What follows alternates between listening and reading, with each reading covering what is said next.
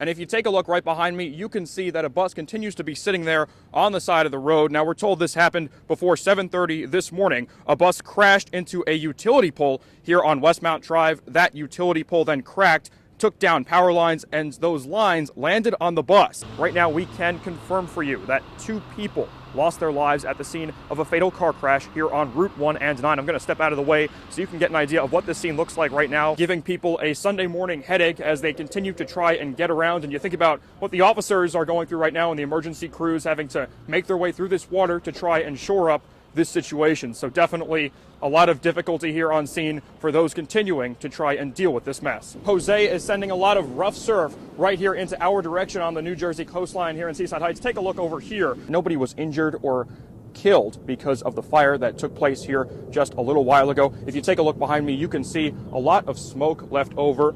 Mayor Vaz says the next big project for Seaside Heights is a set of sand dunes right over here to protect this coastline even further. Mayor Vaz also says that Hurricane Sandy changed just about everything when it came to the way Seaside Heights prepared for big weather events. And if you walk off of East Mahwah Road, you could see another aspect of this controversy nearby, a public park. She marks each one with a star or a heart with the American flag on it to let everyone know that she is saying thank you. Though the suffering is still great across the country, and it continues to fester in the hearts of all who experienced 9/11 firsthand, the service being done in these rooms of the Hyatt Regency Hotel shows us that resilience is always greater. In Jersey City, Rob Romano, FiOS 1 News. The things that happen in this neighborhood shouldn't stop kids or adults from anything they want to do. As Sanaya Jordan and Shania Alexander walk on Maple Avenue this morning, they see burned debris still smoking after an early morning fire tore through. In addition to the leftover wires that likely sparked it, not to mention 2 police officers on scene, likely still investigating the death of 34-year-old Marquez Robinson, a man who police say lost his life during a family altercation here on Goldsmith Avenue. Your lights are back on now? Yes. These teenagers and some here have been dealing with a power outage as a result of the nearby fire this morning. Bill Patterson owns the house that was close to flames which took over a portion of Maple Avenue hours ago. He says the fire was electrical and started because of live wires and a blown transformer. Thank God nobody's hurt. Thank God we still got our house. And Merry Christmas, Happy New Year. As crews worked hours ago to deal with the aftermath of today's fire, many here are still processing the experiences of the past 24 hours. The fire, the outage, and a suspicious death just last night, happening only a block away from this morning's flames. These 2 friends hoping that adults on these streets, They should actually reflect on this. Keep their eyes on them. And try to make it better, the community better. In Newark, Rob Romano, FiOS 1 News. Yeah.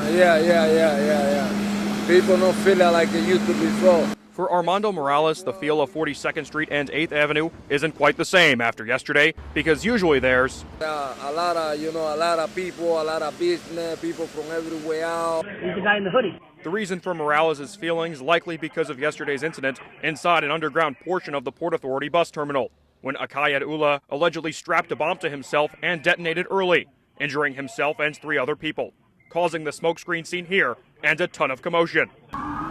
Yesterday, Mayor Bill de Blasio calling New Yorkers the most resilient people on earth. Thank God the perpetrator did not achieve his ultimate goals.